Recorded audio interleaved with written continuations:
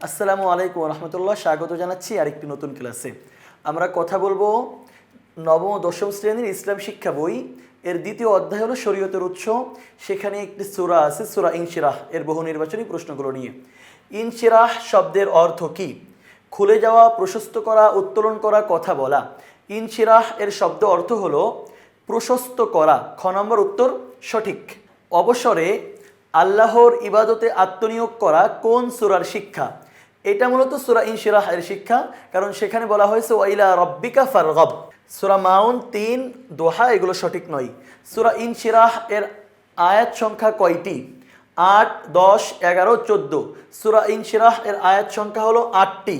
ইউসরা শব্দের অর্থ কি? কষ্ট, শান্তি, দুঃখ নাকি রাত? ইউসরা শব্দের অর্থ হলো শান্তি। সূরা আল ইনশিরাহ নাজিলের মূল উদ্দেশ্য কি?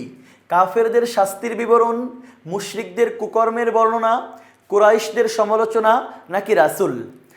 সূরা আল ইনশিরাহ এর নাজিলের মূল উদ্দেশ্য হলো কাফেরদের শাস্তির বিবরণ। এটা তোমরা সূরা ইনশিরাহের শানে নুজুল পড়লে, ব্যাখ্যা পড়লে জেনে যাবা। ফারগাব শব্দের অর্থ কি? আমি উচ্চ করেছি, আমি প্রশস্তর করেছি, অতঃপর পরিশ্রম করুন, অনন্তর মনোনিবেশ করুন। ফারগাব শব্দের অর্থ হলো অনন্তর মনোনিবেশ করুন। সূরা ইনশিরাহ এর অন্যতম শিক্ষা হলো মানব জীবনে হাসি কান্না থাকবেই। সালাতে উদাসীন ব্যক্তিদের জন্য মহাধ্বংস। মানুষই সৃষ্টির সেরা জীব, সালাতে অবহেলা করা যাবে না। সূরা ইনশিরাহ এর অন্যতম শিক্ষা হলো মানব জীবনে হাসি কান্না থাকবে। আল্লাহ বলছেন কষ্টের পরে স্বস্তি আছে, আবার কষ্টের পরে স্বস্তি আছে, এই কথা সূরা ইনশিরাহতে বলা হয়েছে। আদিল সাহেব আড্ডা দিয়ে অনেক সময় নষ্ট করেন। আদিল সাহেব কোন সূরার শিক্ষা লঙ্ঘন করেছেন?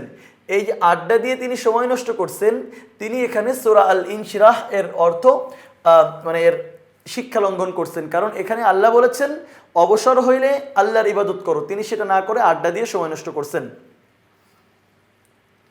নিচের উদ্দীপকটি পড়ে ১১৮ নম্বর প্রশ্নের উত্তর দাও।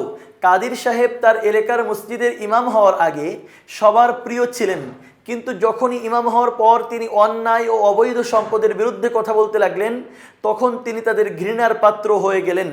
উক্ত ঘটনা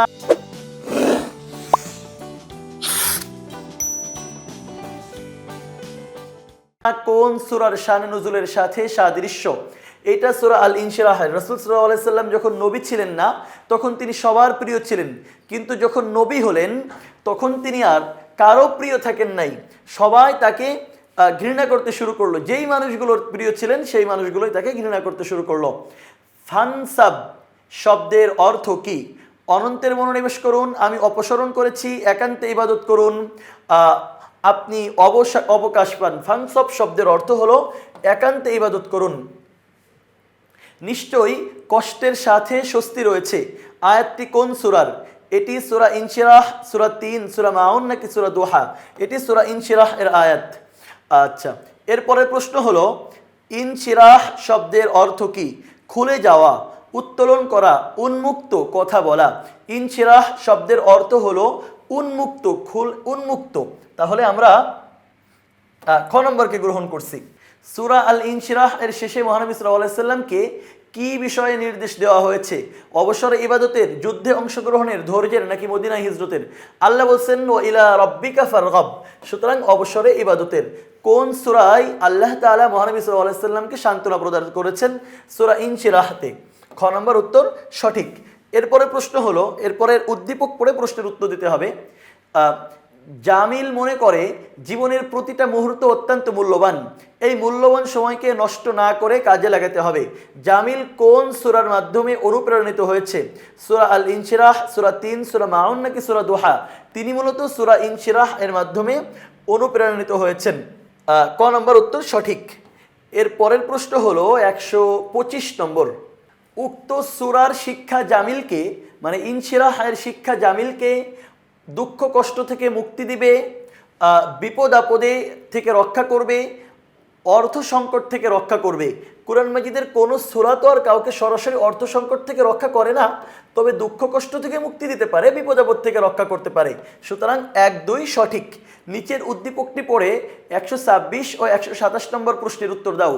নাসিমার বাবা আজ সকালে পবিত্র কোরআনের একটি সূরা পড়ছিল। সূরার একটি আয়াতে মহান আল্লাহ বলেন, নিশ্চয়ই কষ্টের সাথে স্বস্তি রয়েছে। নাসিমার বাবা পবিত্র কোরআনের কোন সূরা পড়ছিলেন? তিনি সূরা ইনশিরাহ পড়ছিলেন, কারণ সূরা ইনশিরাহের মধ্যেই এই আয়াত রয়েছে। এই সূরার শিক্ষা হলো, দুঃখ ও কষ্টে হতাশ হওয়া যাবে না। আল্লাহ যাকে ইচ্ছা সম্মান মর্যাদা দান করেন। আল্লাহ তাআলা সর্বশ্রেষ্ঠ বিচারক। আল্লাহ তাআলা সর্বশ্রেষ্ঠ বিচারক, এটা মূলত সূরা ৩-এর শিক্ষা, সূরা আল ইনশিরাহের শিক্ষা না। সুতরাং দুঃখ কষ্টে হতাশ হওয়া যাবে না। আল্লাহ যাকে ইচ্ছা সম্মান মর্যাদা দান করেন, এটা সঠিক। পরবর্তী ক্লাস দেখার আমন্ত্রণ জানিয়ে আজ শেষ করছি। আল্লাহ হাফিজ। আসসালামু আলাইকুম ওয়া রাহমাতুল্লাহ।